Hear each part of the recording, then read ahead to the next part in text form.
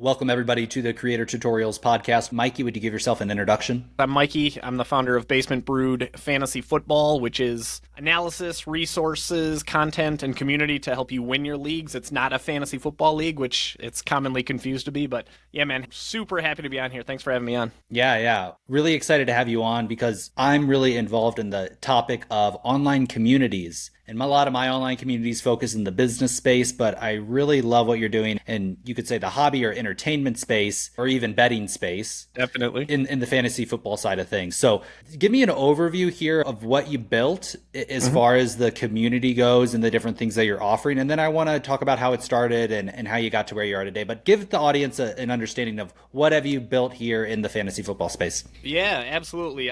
In my mind, it took me like 17 months to get to this point, but I finally boiled it down to like three things. My first year as an entrepreneur was like, what is this? What is it going to be? But really it comes down to three things. One, it's dominating your fantasy football draft. So resources to help you dominate your draft. During the season, there's resources to help you dominate during the season and make some of those critical decisions like starting and benching players, who to add, who to drop. And then all year round, 365 days, to your point and to your question, is a online community, which we host on Discord. And that is something I feel like I just don't really talk about enough in like my marketing and my sales, because I'm always like, oh, look at these resources, look at these two cool tools. But like, I'm trying to figure out how to mute my Discord right now as we speak, because there's people on there just chatting about fantasy football. And we just found out one of our subscribers is about to have a daughter. So like, it's really cool watching all these people that came together for fantasy football, but now they're staying because they're basically like building these friendships. We have somebody who's going from Wisconsin to Denver for a Packers game, and there's people in Denver that are like, let's meet up, let's grab a beer while you. So it's just, I don't know, man, it's really, really cool, really underrated part of everything going on. I love that, man. That's so cool. But take me back here. What were you doing before this? And then how did you lead into doing this as a full-time thing? Because it's not something that people think, oh, this could be my full-time job, or this could be something that could actually make me a good amount of money. Tell me the journey of how you got here today.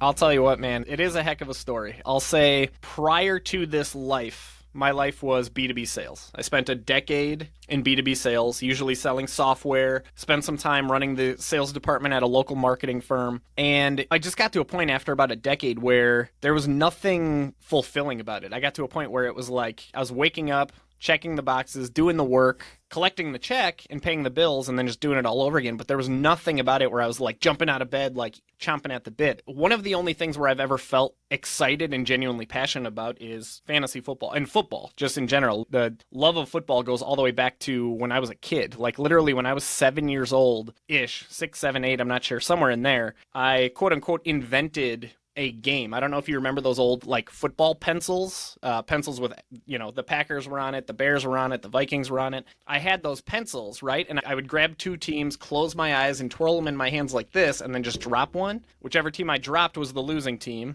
Whichever team I was holding was the winning team. And I'm not kidding. I had notebooks of like, here's who won, here's who lost, Super Bowls. I did full 16 game seasons of this when I was like 7. Then I was introduced to video games, and I would play Madden, and I would write a newspaper article about the stats and how the game went on Madden. And then eventually I was introduced to fantasy football, and an obsession was born, and I started playing in like dozens of leagues every single year. And me starting this business was never a plan. It was never really a goal. It was like I was playing fantasy football, and the resources I was subscribing to wasn't giving me all of the details that I wanted. So I started to create my own. I started to create my own resources just for myself, for when I'm playing the game. And then eventually one of my buddies he sees it and he's like, dude, you have to put this thing on Reddit. This is insane. Because candidly, the main resource that I create, it's called the heat map. It's meant to help people make critical lineup decisions. That takes me 30 hours per week to do every single week. And you can imagine if I'm running the sales department at a marketing firm, trying to do a 30-hour-a-week project, that whole like double life isn't going to last very long. But my buddy goes, dude, you got to put this thing on Reddit. And I almost didn't. I was like reluctant. I was scared because a lot of people on social media, especially Reddit, are ruthless and just not quite, the most friendly people in the world. But long story coming to an end here, I put it out there on Reddit, and it just immediately took off, and such positive feedback. And it got to a place where there was strangers, like people I've never met in my entire life, don't even know their name because it's like Reddit user 321. women are suddenly reaching out. They're like, man, what's your Venmo? I want to donate so you keep doing this. And I'm like, holy cow, if I have complete strangers out there asking to donate money that I'm not even asking for, I'm just giving it away for free, that kind of created that light bulb and gave me that opportunity to start thinking about this as a business. And that happened at that same time where I was just feeling kind of not excited about what I was doing on a day-to-day basis, and eventually it just reached this crossroads where it was like, I think it's time to go after it. And the whole thing culminated when I was at a water park with my kid, who at the time he was only 5 years old.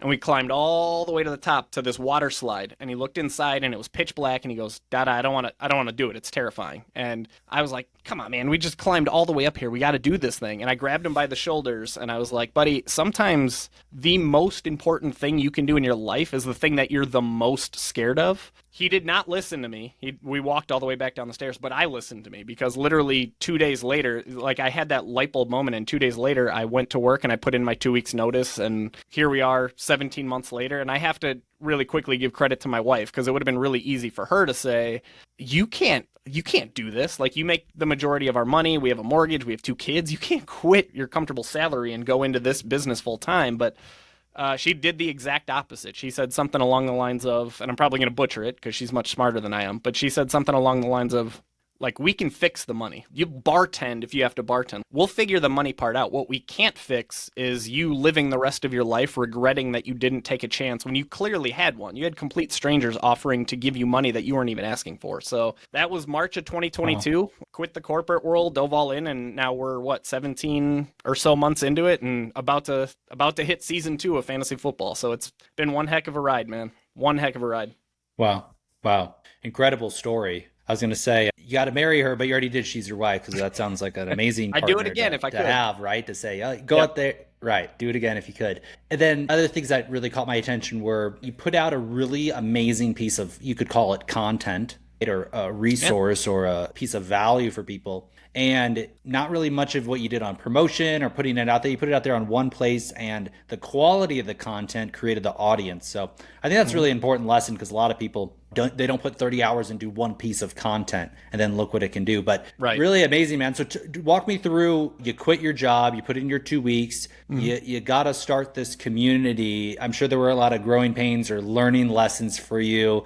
Was this completely out of your wheelhouse, or what were those first kind of couple months like getting your sea legs, you could say? Yeah, man. I mean, you're spot on. I'm still learning 17 months in, and I'm going to be learning for years. Yeah. There's so much to this, like, solopreneur, entrepreneur, business owner, whatever you want to call it. There's so much about this game that I just don't understand. Like, I got the fantasy football thing down, but I don't have filing taxes as a business down. I don't have building a website down. I know about sales and I know about marketing, but I don't have the time to be over on, like, right now my biggest platform is LinkedIn. I don't have the time to be over on, I'm barely on Reddit anymore. I'm barely on Twitter. I'm barely on Facebook. So it's one of the first things I did when I started my business is I had to work with a lawyer to come up with legal jargon, I guess, for lack of a better term, for my website, because it was like, okay, fantasy football's not gambling, but daily sports is illegal in some states, and this is kind of considered an advice-based business, which I don't want to get myself into. So it's just like, there's so many areas of building a business that I'm just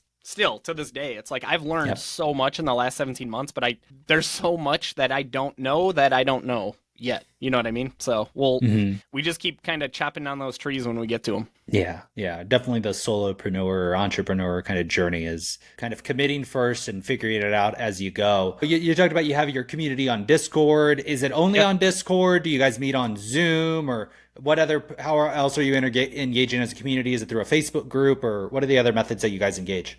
Yeah, Discord is the main channel. It's a way for everybody to stay connected, not just throughout the country, but throughout the day. Like, we have people on there every single day just chatting about, like, here's what happened today. It might not even be about fantasy football. And then beyond that, I do host a weekly, I don't want to call it Ask Me Anything session, because that always sounds like, I don't want to make it sound like it's me, but it's like a lot of times people have very specific questions for their own leagues. And so I haven't started hosting that yet this year. That's going to be coming up in the coming weeks. But so that's going to be via Zoom. And then one thing I'm hoping to get around to doing this year is actually having subscriber watch parties where locally we can get together at a local bar and watch football. Like, we're all brought together through football and beer and food, so let's get together and watch football and eat food and drink beer. It all just started with Discord, but it's starting to turn into more of a, there's going to be Zoom meetings, there's going to be in-person meetups, which I think is really cool. So it's kind of expanding, even if that wasn't the original thought behind it. Tell me, how do you take payment? How do you do the membership? Do you do a monthly membership? Is it a one-time fee? Or how did you decide on what type of membership structure to have? Yeah, that seems like it changes every day, right? Because it used to be you pay one price, you get everything. Then I had people requesting, hey, I don't want to do for the year, I want to do for the month. But then I got in on the back end, that would be tricky because people would pay for 3 months and then cancel. So I had to figure out the math of like, how am I not getting screwed out of this sort of thing? So as it stands today, there's 3 different tiers that people can subscribe to. One is the baseline tier, $60 a year, where they get all the tools, they get all the resources, that Reddit resource that I told you about, my draft guides, all of that stuff. The second tier starts to get a little bit more personal, where people have access to those weekly Zoom meetings where they can bring their league specific questions. And then the third tier is for the ultra diehards that want like hands-on, like, here's my league, help me as best you can, and I will literally run their league with them. I meet with them every single week. So all of those are annual payments that renew every year. Now, I do have a couple people that occasionally reach out like, hey, I'm fine with this price, but can we set it up so that we pay monthly? Candidly, I'm a little bit frustrated with the company that services my website because they don't have a way to set up the technology where people can click, I want this plan, and then monthly or annual. It has to be annual, but I can go in on the back end and send them a customized invoice. It's just, that's more work for me. So right now, if somebody goes to the website, it only offers annual, but if somebody does want monthly, I just need them to send me an email and I can kind of adjust things around manually. No, great information. And that it is a really hard thing because with what you do, it is seasonal, right? So you don't want everybody just buying during the season and then canceling. So it is definitely tricky with kind of the niche that you're in. Well, it makes the Tell me more financial about planning. Oh, sorry. No, continue, please. I was going to say that it makes the financial planning really tricky, right? Because it's like, okay, we know people start to focus on fantasy football in like August, maybe July at earliest. August and September are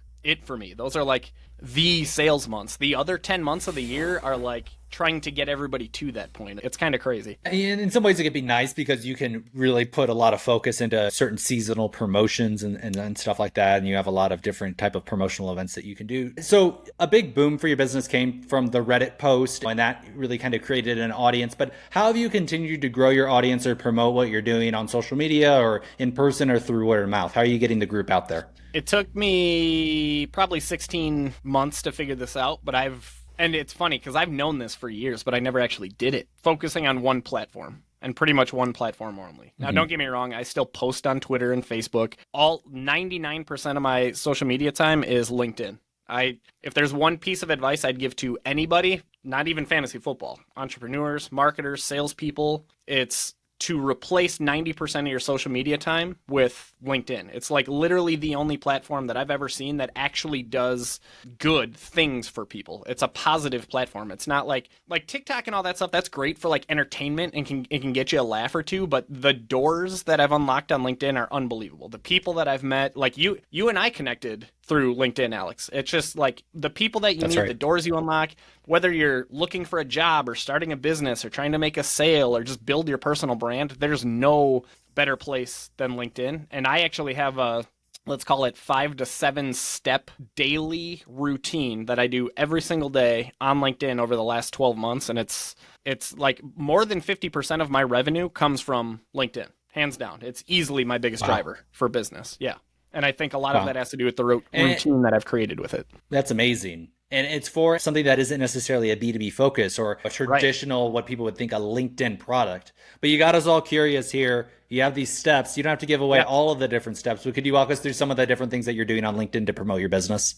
I don't mind giving it away. I actually post about this rather frequently on LinkedIn, is sharing those secrets, because I think I spent 10 years in B2B sales just like struggling to get anybody to, like, cold calling, it's so hard to get anybody to pay attention. So if I can help people, even if it's just copying my technique, that's totally fine. But I would say there's two sides of it. Number one, I just wrote a post about this, and I can try and share it with you if that makes sense, if I can find it. But step one is optimizing your profile before you do anything else. And there's several pieces to that. Number one, update your profile picture. Like, first of all, don't have multiple people in your profile picture. Make sure it's just you so there's no confusion there. Do anything you can to make it pop, make it stand out, make yourself noticeable. Like, it catches somebody's eyes and be like, who is that? And they click on your profile. Speaking of clicking on your profile, underneath your name is a headline where you can put, like, I don't know, 150 or so characters. There's a lot of people that use that space to say a salesperson or account executive or accountant, and they put their job title when candidly nobody cares. I don't mean to be mean, but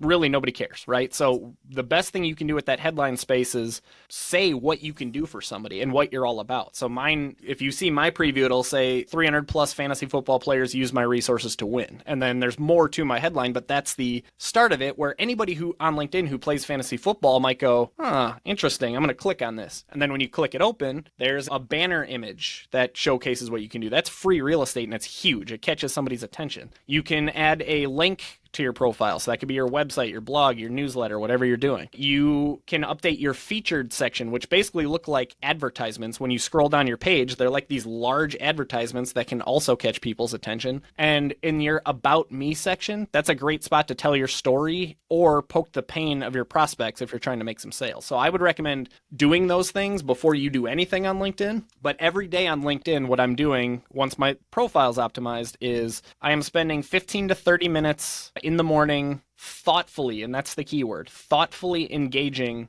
with other people's posts, not mine. I'm going on other people's posts and I'm writing real, genuine, thoughtful comments. It's not great post, thanks, or thanks for sharing. It's real comment that drives the conversation. After I've done that for 15, 30 minutes, my post that I've written, that goes live every single day, 8:30 a.m. Like, anybody who's subscribed or following me knows my post is coming at 8:30 every single day. Then I spend the next 15 to 30 minutes commenting on other people's posts, again, thoughtfully, while also responding to people that respond to my post. Last but not least, every single day, I will pop open, everybody who's on LinkedIn has seen it. It'll say, so-and-so was viewing your profile. I open up that report and I will reach out to every single person that was observing my profile, not trying to sell them, but just offering to help. It'll say something like, hey, Alex, as it does, LinkedIn let me know that you've been recently checking out my profile. Is there anything specific that you were looking for, anything you were hoping to find?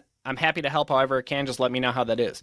A lot of the time, nobody responds. Some of the time, people say, oh, no big deal. I was just kind of observing. But then some of the time, people say, I love football, and I saw you had a football, and I saw fantasy football, and boom, automatic, organic sales conversation just began, and they started it, not me. So I don't feel like I'm pitching somebody without their permission, right? So I think that more than anything is the most important thing that somebody can do every single day. And people want to foster genuine relationships and conversations. I've had people tell me, candidly, I would never spend money on a fantasy football subscription service, but I want to support you. I want to support your business. You seem like a good dude, that sort of thing. And I'm not saying, like, I'm not trying to sound like I'm cool or whatever. I'm saying people enjoy supporting small business, and they enjoy fostering those genuine relationships. I think that's the most important thing. I've started experimenting with wishing every single person a happy birthday and making sure it's a better message than just, hey, happy birthday, Bob. It'll say something like, hey, happy birthday, Bob. Hope this next trip around the sun is your best one yet. And then the hope is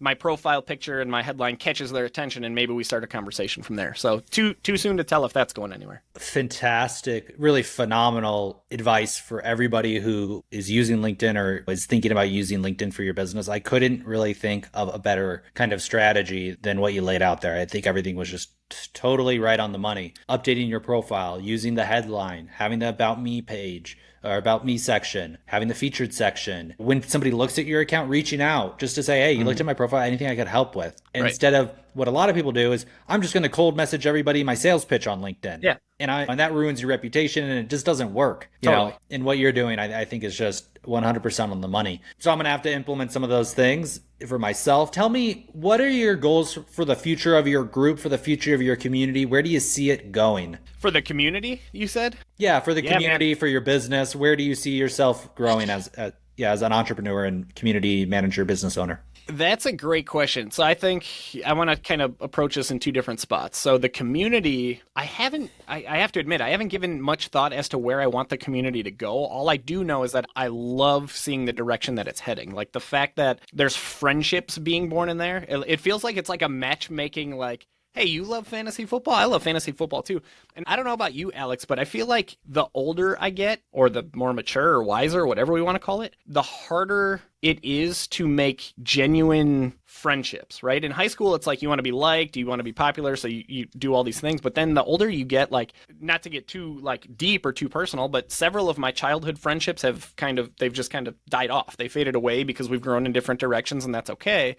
But as you get older, your circle starts to get a little bit smaller, and it's harder to find people that are just like you. And I think that's the coolest thing about having this community is like, oh, hey, here's 300 other people that are just like me, and we bond over fantasy football to start with, but suddenly we're talking beer, we're talking food, we're talking kids, we're talking travel, like all of this stuff. So I love the direction it's headed. We're going to be doing some like in-person stuff, which I think is really cool. That was never the plan, and all of a sudden it's like, why not? We're friends here. Why not be friends in real life? And then as for the business, I get asked that a lot. A lot of people are like, when is basketball? When is baseball? When is hockey? And it's like, I know for a fact I'm nowhere near doing that. And if I do ever do that, it's not going to be me. I'm going to hire somebody for that because I just don't have the same passion for those sports. But really, man, I'm starting to feel much more comfortable than I was in year one. And part of that is understanding that I'm totally okay with having my 3 things and doing those really well all year, as opposed to trying to be everything to everybody. There's 40 million people in the United States that play fantasy football. If I can find 2,000 people like me that like what I'm doing, I don't have to worry about anything else, right? So now eventually I'm going to want to hire for some other things. Like I can't wait till somebody else handles my website or admin or marketing or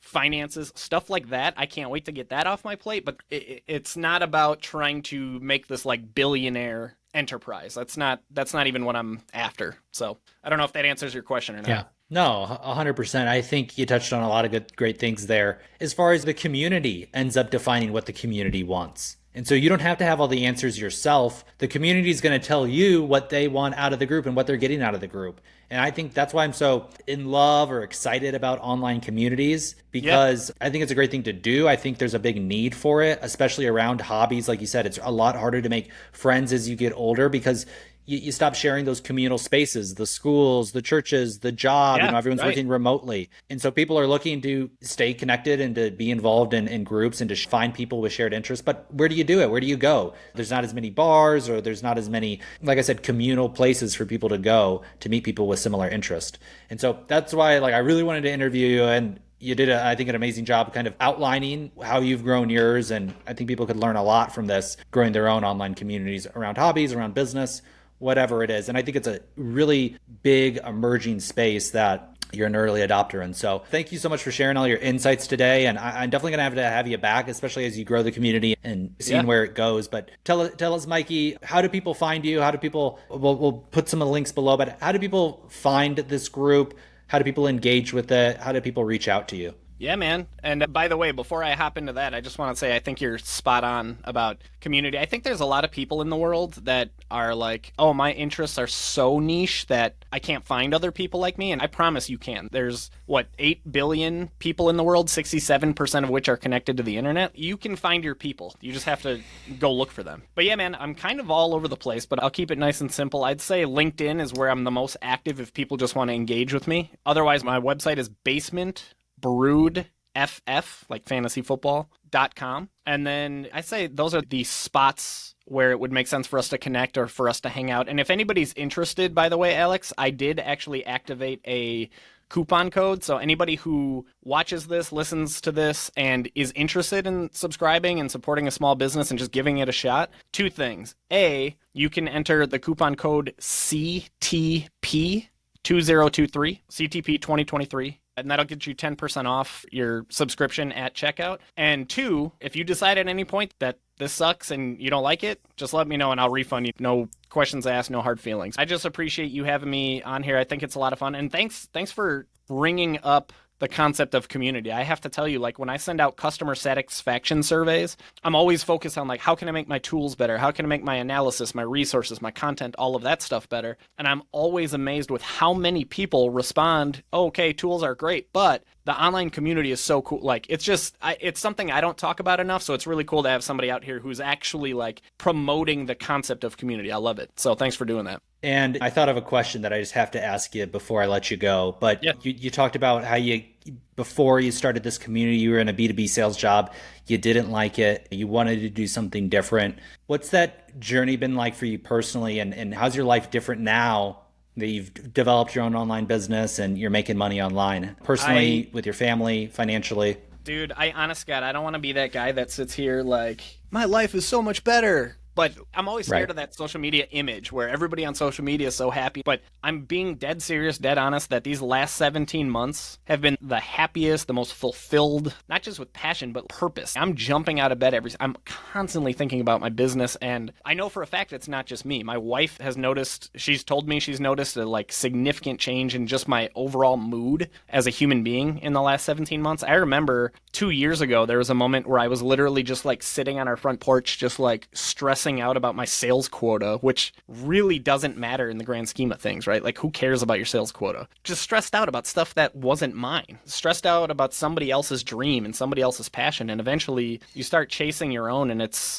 there's nothing in the world more fulfilling than doing something you're passionate about every single day and trying to build a life around that. And for me, there's another piece to it of, I have 2 kids, 7 years old and 4 years old. I want to show them that people always say you can do anything you put your mind to. And I want them to see you really can do anything you want if you just dedicate yourself to it and put 100% of your effort into it. And I'll be candid with you, Alex, I'm making nowhere near the money I was making before. Like, my first year was like $9,000.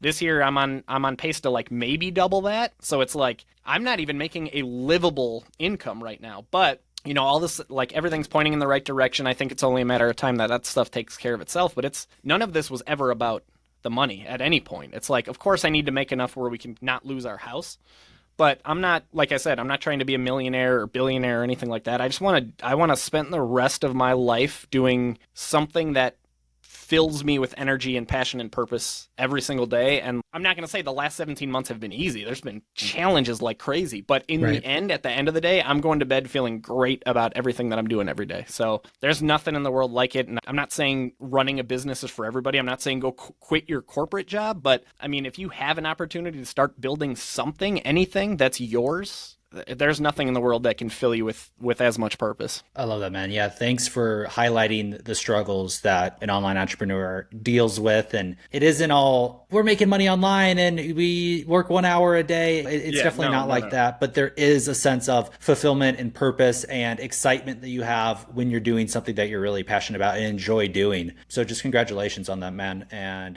the reason I want to interview you, because I think you're sitting on something that's amazing. I think, like I said, you're still early, and I can see this thing growing and growing and growing to something that could maybe replace the income that you used to have. So thank you for sharing that, man. I'm going to put the links down below. He mentioned the coupon code. I'm going to put that down below. All the links to interact with Mikey and his community will be below this video. But thank you so much for being on the podcast today, Mikey, and we look forward to having you back here in the future. Alex, man, thanks for having me on, man. I had a blast. Really appreciate it.